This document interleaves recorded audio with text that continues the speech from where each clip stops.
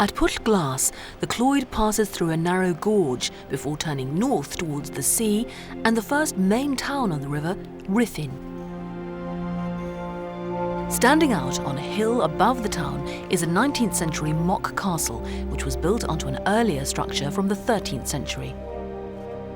And the town and castle entered the annals of Welsh history in the 15th century after Owain Glyndwr's attack on Rhuthun marked the start of his uprising. A few miles downstream, another great castle appears on the western bank, Denbigh.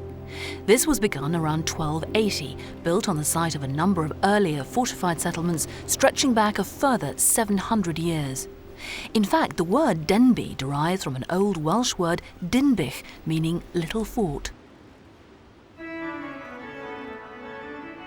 From Denbigh, the Clwyd has a short run to the calm of St Asaph and its lovely cathedral.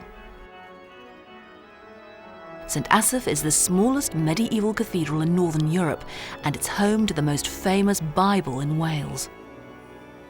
Jim, this is a very precious object, isn't it? Probably among the most precious objects in this cathedral.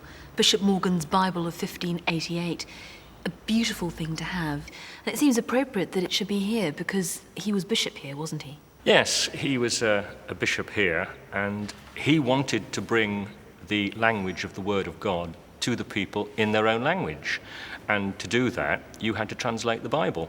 And no small task. He set about this work and eventually produced this magnificent Bible. It would have gone, I suppose, into churches. And if you can imagine hearing the Word of God preached in your own language for the first time, I mean, that must have been a wonderful experience for those people. It must have been, but why did it take until 1588 for that to happen? Well, you've got a big problem with translations of the Bible. You still do have, because you've got to be accurate to the original. You've got to be very careful.